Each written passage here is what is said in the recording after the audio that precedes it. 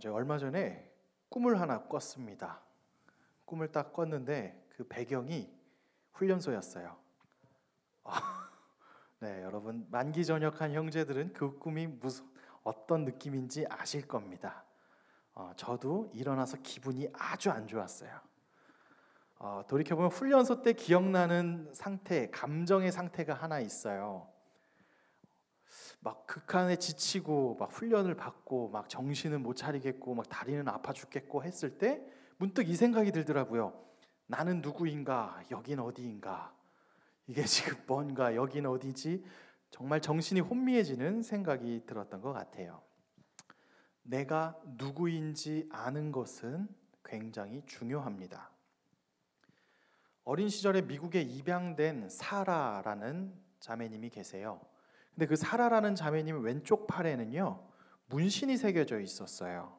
십자가 문신이 이렇게 새겨져 있고 그 문신 밑에는 점 4개가 박혀 있었어요. 어린 시절부터 입양되었을 때부터 문신이 새겨져 있었기 때문에 그 사라라는 자매님은 항상 궁금했어요. 이 내 왼팔에 있는 이 십자가와 점 4개의 의미는 무엇일까? 왜 이 문신이 나한테 있는 것일까? 하는 고민을 가졌어요. 근데 아무도 몰랐죠. 왜 그녀가 팔에 문신이 새겨졌는지. 그리고 40년이라는 시간이 흘렀어요. 그녀는 그 이유도 잊은 채 그냥 살고 있었어요. 한국에 있는 윤태훈, 윤기태라는 두 형제가 있어요. 두 형제에도 왼쪽에 팔에 문신이 하나 있었어요. 동일한 십자가의 형태였고 밑에 점이 4개 찍혀 있는 문신이 있었어요. 그 두 형제는 그 문신이 자기들이 어린 시절에 새겨졌다라고 이야기해요. 그리고 문신을 할 때 기억이 너무나 아파서 괴로웠다 이야기를 합니다. 그런데 더 놀라운 것은 그 문신을 새긴 사람이 누구냐? 바로 그들의 아버지였어요. 왜 그들의 아버지가 그들의 왼쪽 팔에 십자가와 점 4개를 찍었을까라고 했더니 자신의 어머니가 일찍 소천하시고 아버지 혼자 두 아들과 한 여동생을 키워야 했는데 아버지가 척추에 엄청 큰 무리가 와서 더 이상 생활비를 벌 수 없는 상황이 된 거예요. 그럴 때 아버지가 그 세 자녀의 팔에 십자가와 점 4개를 찍고 우리 4가족이 십자가 안에서 다시 만나자라고 문신을 새기고 아이들을 보육원에 맡겼어요. 그러면서 맡기면서 이런 약속을 했어요. 5년 후에 내가 데리러 갈게. 물론 그 5년이 정말일지 아닐지는 몰랐겠지만 다행히도 정말 아버지는 자신의 약속대로 5년 후에 자기 자녀들을 다시 찾으러 갔어요. 그런데 그만 두 아들은 있었지만 막내 딸이 미국으로 입양되어 버린 겁니다. 미국 어디로 입양되었는지도 알지 못하고 한참 시간이 지났어요. 물론 그 아버지는 돌아가실 때까지 자신의 딸을 다시 보지 못하고 소천하셨어요. 하지만 두 형제는 언젠간 자신들에게 동생이 있다는 사실을 기억은 하고 있다가 우연히 SNS를 통해서 웬 미국인 한 여자 팔에 자신과 동일한 문신이 있는 사람을 발견합니다. 근데 자신들의 재력과 자신들의 능력으로는 그 미국에 있는 여인을 만날 수가 없어서 한 방송국에 의뢰를 했어요. 결국 그 방송국에서 나와서 그 미국에 가서 그 사라 씨를 찾아서 이야기를 했고 유전자 검사와 등등 여러 가지 과정들을 통해서 결국 한국에서 잃어버린 형제 자매를 만나게 되었어요. 사라 씨는 한국에 와서 되게 이런 이야기를 했어요. 감사하게 내가 버림받았던 것이 아니구나. 내가 버려져서 미국에 버림받아서 간 것이 아니고 아버지가 돌아가실 때까지 나를 잊지 않고 찾고 계셨구나 라는 사실을 알면서 비로소 내가 누구인지 알게 되어서 그녀의 마음이 굉장히 편해졌고 또 오랜 기간 동안 있었던 아픔이 치유가 되었어요. 그녀가 이런 아픔이 치유된 이유는 그 문신의 의미를 알게 되었고 자신이 어떤 존재인지도 새삼 알게 되었기 때문에 그렇습니다. 이처럼 우리가 누구인지 아는 것은 중요합니다. 그래서 우리 또한 우리가 누구인지 알아가고 설명하려고 애쓰죠. 자, 여러분에게 물어보겠습니다. 여러분은 누구십니까? 이 질문을 하면 처음에 이름을 얘기할 거예요. 나는 아무개입니다. 나는 전은성입니다. 나는 안종복입니다. 하면서 이름을 얘기하겠죠. 부모님이 지어주신 이름이 나라고 말할 수도 있어요. 그런데 여러분, 취업을 하신 분들은 공감하실 겁니다. 취업을 하고 사회생활, 경제활동을 하기 시작하면 여러분에게 명함의 이름보다 중요한 게 있어요. 사실 이름은 잘 안 봐요. 그 뒤에 타이틀을 봐요. 그리고 어느 회사인지를 봅니다. 앞에 갖춰져 있는 걸 보겠죠. 어느 회사에 어느 직급이냐를 보는 거죠. 여러분이 평소에 별로다라고 생각해 명함을 딱 받았는데 어느 기업의 CEO예요. 그 순간부터 여러분이 대하는 태도가 달라질 거예요. 아마 그럴 겁니다. 대학생들은 자기 학교에 이름이 자신 있으면 과 잠바를 입고 다녀요. 학교 잠바, 학교 이름 꽉 있는 거 지하철에 나 학교, 내 학교 하면서 보여줘요. 아니면 막 파우치 같은 거 학교 이름 굳이 보이게 해서 하고 다니죠. 왜냐하면 그 학교 이름이 자기를 설명해 준다고 생각하기 때문에 그렇습니다. 우리 광민형제는 있지만 해병대는 여기 해병 딱 빨간색 딱 하면 내가 해병대다라고 생각하는 해병대 부심이 있어요. 그죠? 좀 더 나이가 들면 나이가 들고 말고 떠나서 또는 내 자동차를 가지고 나를 드러내는 사람도 많이 있어요.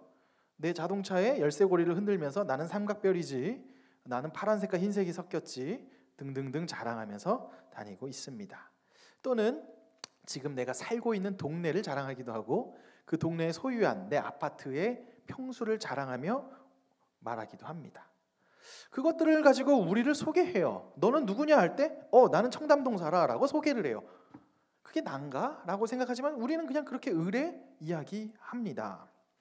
근데 생각해보면 우리가 그게 멀지 않아요. 우리를 소개할 때 우리도 아이폰, 전 아이폰 안 쓰는데 내가 어쨌든 핸드폰들을 가지고 나를 드러내기도 하잖아요.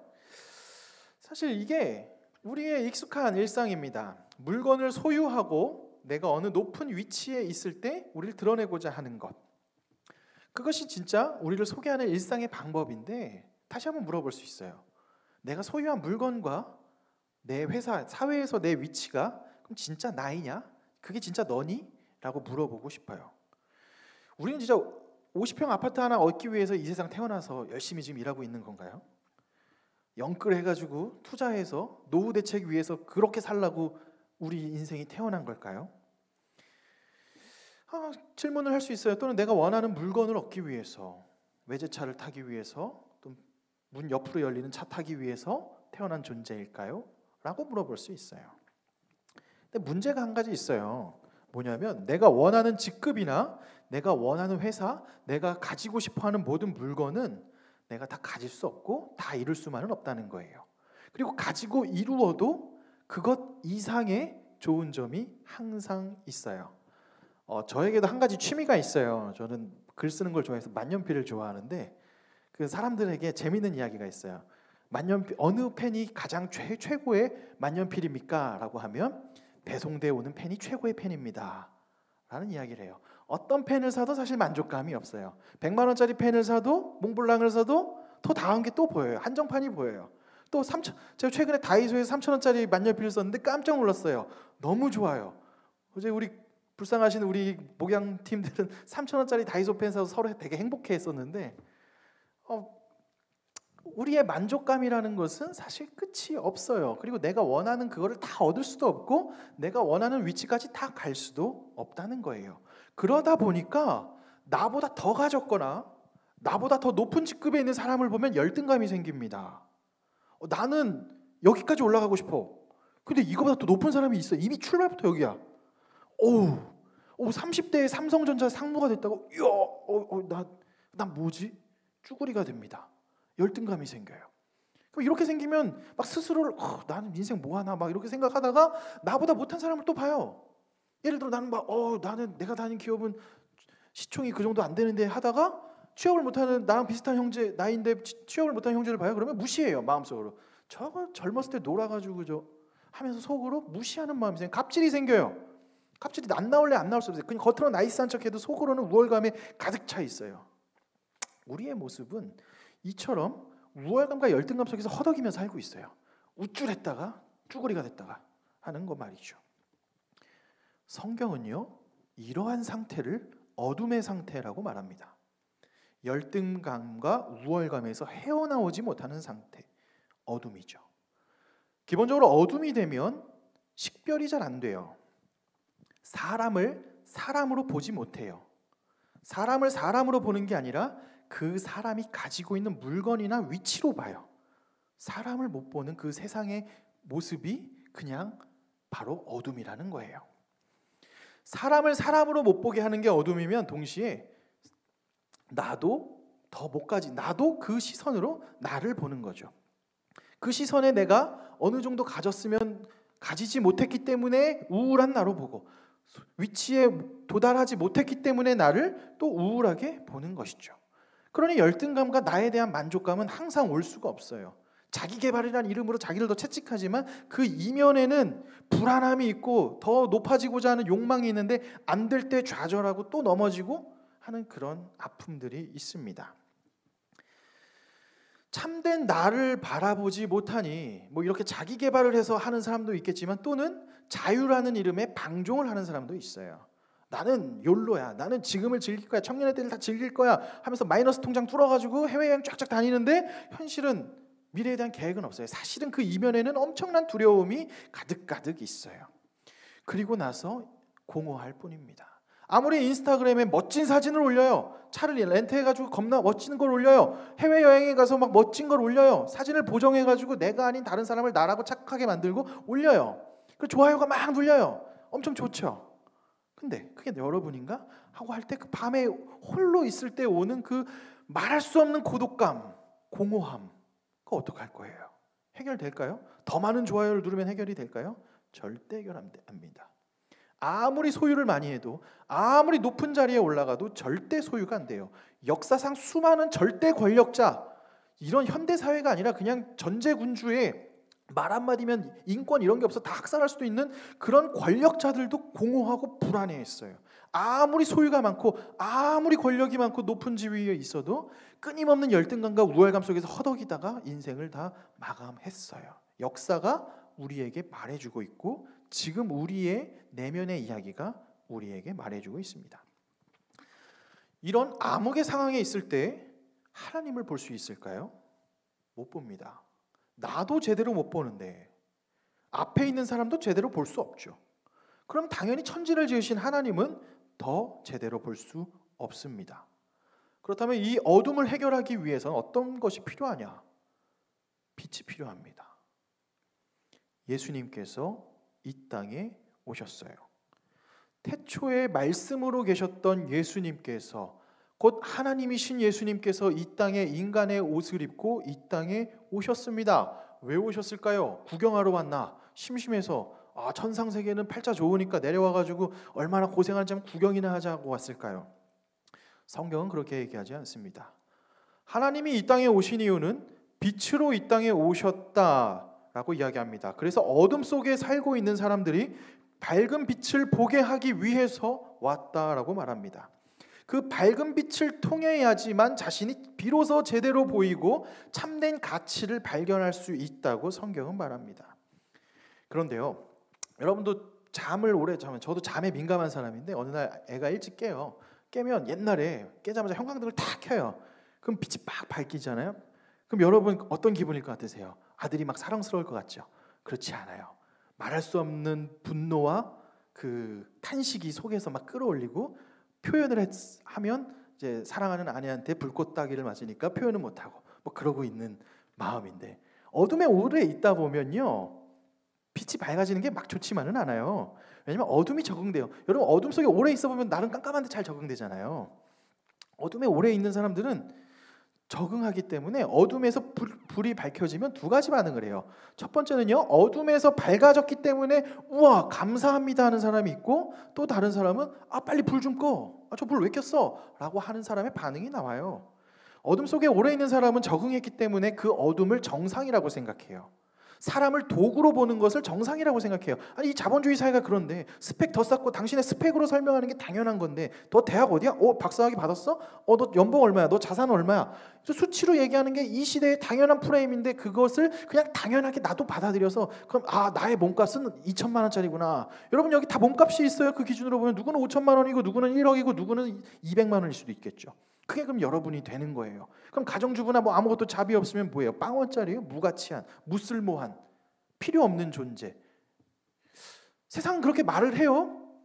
그것을 그냥 당연하다고 나도 받아들이는 거예요. 그러니까 막 빛이 오니까 짜증나요. 이게 당연한데. 그런 사람에게는 사실 삶의 목적 따위는 그렇게 중요하지 않아요. 그냥 옆에 있는 얘보다 하나 더 가지면 돼요. 사실 우리는 얘보다 더 가지면 돼요.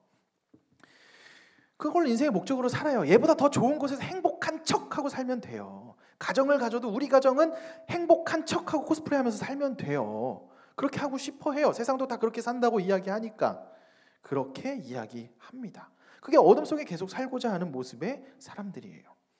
그렇게 살고 있는 사람 가운데 예수님께서 굳이 빛으로 오신 거예요. 빛으로 오니까 그 내가 직면이 되잖아요. 내 터전이 얼마나 불안한지 보이게 되잖아요. 내가 괜찮다고 생각한 것들이 얼마나 불안한 건지 보이잖아요. 사실 여러분은 알아요. 인스타에 아무리 좋아요가 눌려도 내 마음이 여전히 공허하다는 거. 내가 막 세상에서 되게 잘난 척하고 살지만 진짜 나는 얼마나 불안한 토대로 살아가는지, 막 있어 보이는 것처럼 막 대단하게 얘기하지만 뒤로는 실제로 얼마나 불안한지 누구보다 내가 잘 알아요. 직면하지 않고 보고 싶어 하지 않을 뿐이지. 그걸 자꾸 빛이 보여준다는 거예요. 이것을 빛이 해요. 그러기 때문에 요한복음서 1장 11절은 이렇게 반응합니다. 자기 땅에 오매 자기 백성이 영접하지 아니하였느니라. 빛이 왔을 때 그 빛을 거부하는 사람들은 계속 거부해요. 나를 불편하게 만드는 빛, 야 비켜. 아, 빛 너무 싫다. 나를 좀 비추지 마. 나 그냥 모른 척하고 살고 싶어. 알아도 나 이 정도면 좀 갑질할 수 있는 위치 되는데 뭘 굳이 빛을 비춰? 하지마 하면서 거절을 하는 거예요. 왜? 나의 진짜 모습을 비추는 게 너무나 불편하기 때문에 빛을 거부합니다. 그리고 열등감과 우월감 속에서 계속 살게, 나 좀 내버려둬. 나 계속 쟤한테 갑질하고 싶으니까 나 좀 내버려둬 하고 말하는 거죠. 그래서 예수님을 거부해요. 또 다른 반응은 빛을 받아들입니다. 자신의 추악한 모습이 드러날 때 어둠에 가려서 보지 못하고 있는 것을 보고 안타까워합니다. 인식하지 않았던, 막 학교라는 이름, 직장이라는 이름, 내 직급이 날 다 설명해 줄 것 같은데 그 말할 수 없는 고독 속에서, 침묵 속에서 왔던 그 나를 직면했을 때, 예수님 때문에 직면된 나의 보잘것없는 실존을 봤을 때 너무나 허접한 나를 보고 소름 끼치게 민망한 거죠. 그래서 도망치고 싶은데 도망치지 않고, 근데 거기에 대해서 그걸 인정하는 거예요. 자복합니다. 고민합니다. 어떻게 해야 되지? 그럼 어떻게 해야 되지? 결혼만이 답인가? 저는 해봤지만 아니에요. 네. 네, 쓸데없는 얘기를 했네요. 네, 모든 게 답이라고 생각하는 그것들이 생각보다 답이 아니에요. 빛으로 자신의 모습을 비추고 죄악된 모습 때문에 절망을 하게 됩니다. 근데 성경은 놀라운 얘기를 해요. 이 빛 때문에 자신의 직면하게 돼서 절망한 사람들에게 성경은 12절, 요한복음서 1장 12절은 이런 말씀을 합니다. 영접하는 자 곧 그 이름을 믿는 사람들에게는 하나님의 자녀가 되는 권세를 주셨느니라고 말합니다. 하나님은 빛 때문에 자신의 죄가 훤히 드러나서 괴로워하고 자신의 그 허접한 모습에 너무 괴로워하는 그 사람들 보고 너 이것 봐, 너 이거밖에 안 되잖아 라고 말하지 않고 그 빛이 말해줘요. 너 하나님의 자녀야 라고 말해줘요. 되게 난센스 같은데 성경은 그렇게 이야기를 하고 있어요. 왜 그럴까요? 사실은 하나님이 만든 이 형상들, 우리는 사실 원래 모두가 하나님의 형상이에요. 원래 모두가 하나님의 자녀입니다. 처음 만들었을 때, 하나님께서 처음 우리를 만들었을 때 우리 모두 하나님의 자녀로 만들었어요. 그런데 사람이 창조주를 거부해요. 나 인생 내 혼자 살 수 있다고 말합니다. 그리고 하나님과의 관계를 내가 차단해버립니다. 그랬더니 그 결과는 비극이었어요. 힘의 논리였어요. 동물과 똑같아져요. 양육, 적자 생존의 법칙이 그대로 와요. 사실 말하는 도덕, 여러분도 알 거예요. 누구를 위한 법이냐? 있는 사람들을 위한 법이에요. 더 가지려고. 사실 그런 체제가 점점 만들어져요. 역사가 그러해요. 하나님 없이 살려고 하면 그렇게 갑니다. 욕망과 탐욕과 썩은 내가 점점 진동했어요. 하나님의 형상으로 만들어졌지만 스스로 나는 하나님의 형상이 아니라 동물의 후예다라고 선포하면서 그렇게 인생들을 살고 갑니다. 자기 하기 좋은 대로, 내가 보고 싶은 대로 내 인생 내가 알아서 살다 가버립니다. 하지만 그들 중에 빛에 반응하여 원래 존재를 알게 되는 것이죠. 원래 내가 어떤 존재인지를 알게 되는 것이죠. 내가 원래 하나님이 만드신 존재라는 사실을 받아들이는 것입니다. 창조주 하나님을 떠나서는 죽음밖에 없구나. 내가 창조주 하나님을 떠나서는 열등감과 우월감 속에서 평생 허덕이며 살다 인생 끝나는구나 라는 걸 아는 겁니다. 그래서 빛 때문에 이런 절망에 빠질 수 없는 자들에게 예수님이 다가오셔서 말해주시는 거예요. 너가 노력해서 뭘 더 해라가 아니라 그냥 나를 받아. 그럼 내가 너희를 위해 구원할 거야. 내가 너희를 위해 너희 죄를 대신 지고 십자가에 죽을 거야. 그 예수 나를 영접하기만 하면 너희는 원래 하나님의 자녀니까 그 권세를 너희가 누릴 수 있어. 하나님의 자녀답게 살 수 있어 라고 말하고 있는 것이죠. 하나님의 자녀인 줄도 모르고 살았던, 그래서 스스로 절망에 빠질 수밖에 없는 자들이 빛으로 오신 예수님을 영접하자 더 이상 고아가 아닌 내가 원래 하나님의 자녀였구나, 그것을 인지하고 사는 거예요. 인식하게 되는 거죠. 자, 지금까지 나와 크게 상관없는 얘기 같다고 보면 이제 우리 얘기로 좀 가져와 볼게요. 빛으로 오신 예수님의 이야기와 우리 이야기를 연결해 봅시다. 지금 우리는 어디에 있는 것 같나요? 빛에 있는 것 같나요? 우리가 살고 있는 이 세계도 사실 어둠에 있어요. 어둠인 줄도 모르고 살아요. 여기 앉아 계신 여러분들 속으로 나는 열등감과 우월감이 없어. 아마 죽을 때까지 있을 거예요. 없으면 시체겠죠. 다 있어요. 부러움도 있고요. 나보다 인생 잘 나가는 사람들, 여러분도 생각하잖아요. 여러분 옆에 있는 친구가 금수저 물고 태어났어요. 그래서 취업 걱정 없어요. 쫙 됐어. 부럽죠. 당연한 거예요. 열등감과 우월감 계속 우리에게 있어요. 우리는 즉 어둠 속에 어쩔 수 없이 태어났고 그렇게 살고 있어요. 그런 우리에게 근데 선택권이 있어요. 빛으로 오셔서 나를 직면하게 하신 그 빛을 보고 거부할 수 있어요. 빛을 보면 사실 불편해요. 사실 교회 오면 그냥 적당히 마음 편한 소리 듣고 싶어요. 그냥 심리학적 치료 받고 그래 넌 할 수 있어, 잘할 거야, 모든 게 잘 될 거야, 안녕 그래 힘내 우쭈쭈쭈쭈쭈 하고 그냥 위로받고 싶어요. 오 하나님 위로해줘요, 우쭈쭈쭈쭈 그래 힘들지 쭈쭈쭈쭈 그러고 열심히 살아, 또 한 주 살아, 받고 싶을 거예요. 그건 당연한 심리예요. 그럴 수도 있어요. 그런 것 가운데 말씀을 보아서 막 빛이 나를 내 직면해서 막 비추면 아파요. 굳이 보고 싶지 않아요. 그럼 선택할 수 있어요. 필요 없어요. 나 그런 예수는 필요 없습니다. 혹시 여러분 중에도 그런 결단을 하시면 그냥 그렇게 사시면 됩니다. 그렇게 살기 축복해요. 언젠가 하나님이 돌아오겠죠. 근데 지금은 아니겠지만 그냥 그렇게 사시면 돼요. 거부하시고. 왜냐하면 복음은 원래 불편하거든요. 거부할 수 있는 선택권도 우리한테 있어요. 근데 반대로 다짐할 수도 있습니다. 그 빛을 받아들이는 선택을 할 수 있는 거예요. 불편해요. 불편하지만 막 잔소리하는 것 같고 막 나를 찔러요. 그래서 막 불편하고 하지만 직면된 나를 솔직히 인정하는 거예요. 빛을 보고 처음 나올 수 있는 소리, 빛 때문에 내가 다 비추어져서 내 진짜 모습을 내가 보게 되면 나올 수 있는 소리는 하나밖에 없어요. 주여 나는 죄인이로소이다. 나를 떠나소서. 나의 허접함이 보여요. 나의 죄악된 모습이 보여요. 나의 정말 답없는 그 모습들이 보여요. 그걸 인정하게 되면 주여 나는 자격이 없네요가 나와요. 나처럼 해라가 아니라 나는 자격이 없네요가 나오는 것이에요. 그런데 놀랍게 주여 나는 죄인이로소이다 나를 떠나소서 말하는 그 사람들에게 예수님은 말합니다. 빛으로 오신 예수님은 그 사람들을 떠나지 않고 또 나무라지도 않으세요. 그리고 오히려 너는 하나님의 자녀야 라고 끊임없이 선포해 주고 계십니다. 더 이상 고아처럼 혼자 헤매는 것이 아니라 참된 아버지가 계심을 우리한테 말하고 있습니다. 그렇다면 이제 여러분한테 물어볼게요. 이 빛으로 오신 예수님이 여러분에게 조명하고 있어요. 여러분 무엇을 선택하시렵니까? 거부하시고 거절하시겠습니까? 아니면 영접하는 선택을 하시겠습니까? 전적으로 선택은 여러분이 하는 겁니다. 여러분이 선택하시면 됩니다. 다만 저는 여러분이 예수님을 영접하는 선택하기를 개인적으로도 또 주님의 이름으로도 축원합니다. 이 선택을 할 때는 4가지 단계가 있어요. 빛을 받아들이는 선택의 첫 번째는요, 직면하게 됩니다. 빛으로 오신 예수님이 우리를 밝히 보이면 굉장히 불편해요. 사실 굉장히 불편해요. 사회적으로 이 정도면 되게 나이스해요. 나 우리 아버지 교회에 열심히 다니는 사람, 나 집안도 좋고 뭐 회사도 잘 다니고 사회에서도 인정받고 윤리적으로도 깔끔하고 난 뭐 그렇게 나쁜 짓 한 적도 없고 학벌도 좋고 뭐 세상에서 잘 나갈 거야. 이 정도면 교회에서도 칭찬받아요. 그냥 사회랑 똑같이 그냥 원래 그런 사람은 되게 그냥 괜찮은 사람이에요. 그리고 나도 괜찮은 사람이라고 생각하고 살고 있어요. 근데 성경이 와서 나를 비추면 그 안에 있는 진짜 나를 보게 되는 거예요. 불편하죠?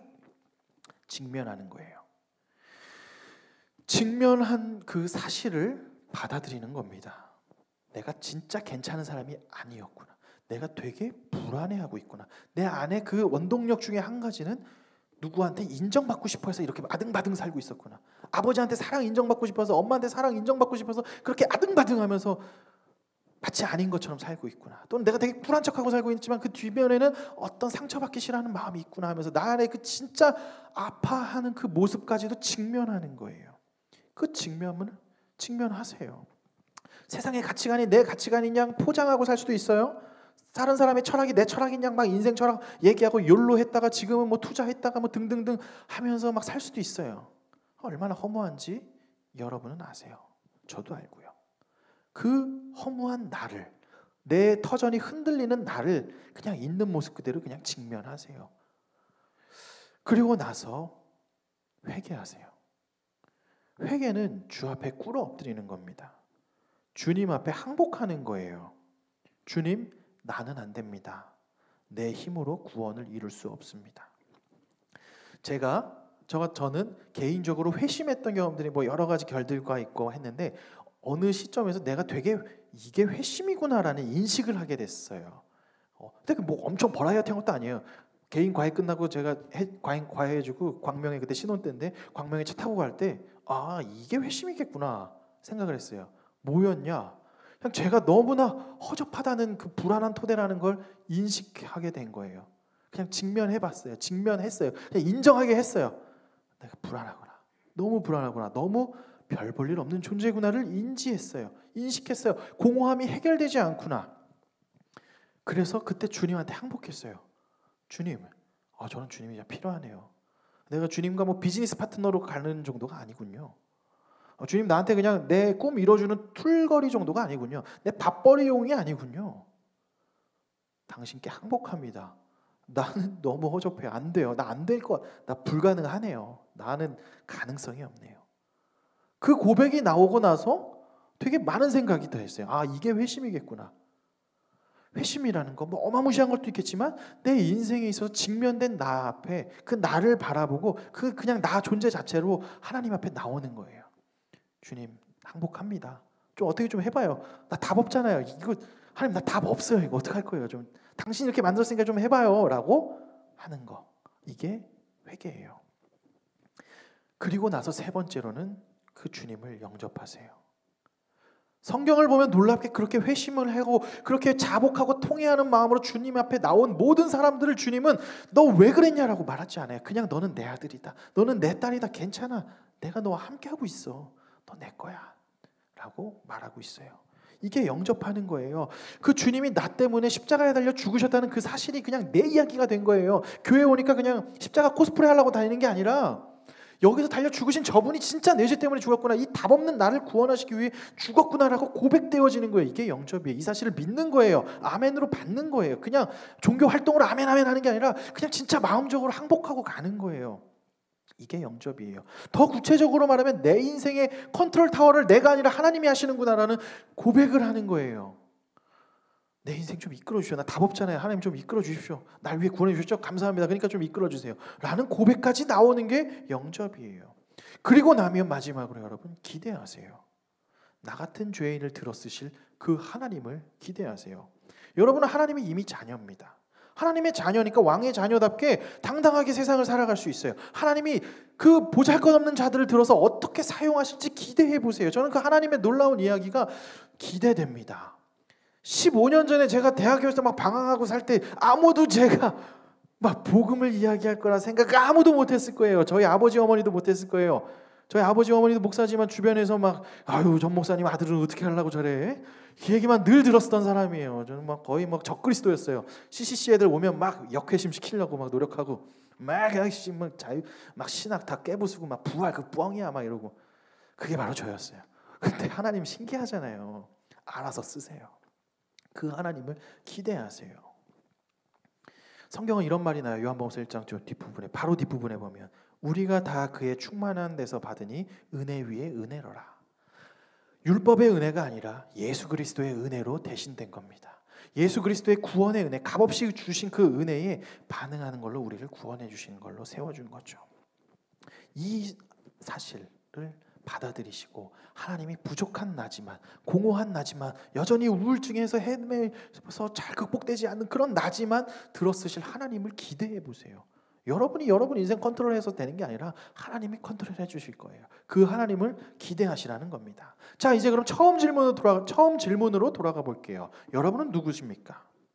여러분이 인정하던 인정하지 않던 저와 여러분은 하나님의 자녀입니다. 심지어 거절을 해도 하나님의 자녀예요. 다만 계속 모르고 그렇게 살 뿐이죠. 빛으로 오신 주님을 받아들인 자는 하나님의 자녀임이 밝히 드러날 것이에요. 저는 여러분들이 그 주님을 받길 바랍니다. 주님을 맞아들이고 영접하길 바랍니다. 예수님을 영접하십시오. 주님 앞에 항복하십시오. 그리고 그 자녀됨을 기뻐하시고 자녀된 우리를 어떻게 사용하실지 여러분의 인생을 기대해 보시길 바랍니다.